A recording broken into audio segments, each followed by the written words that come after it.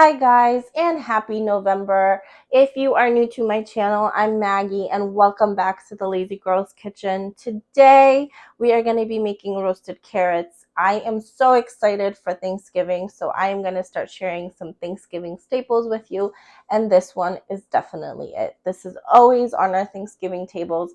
I love carrots, my son loves carrots, my family all loves this recipe. It's so easy, so delicious. And I'm excited to share it with you. And I hope you guys love it as much as we do, whether you make it for Thanksgiving or just for a regular dinner. Please share it with me because I love to know. So if you want to see how it comes together very easily, I promise, just keep on watching.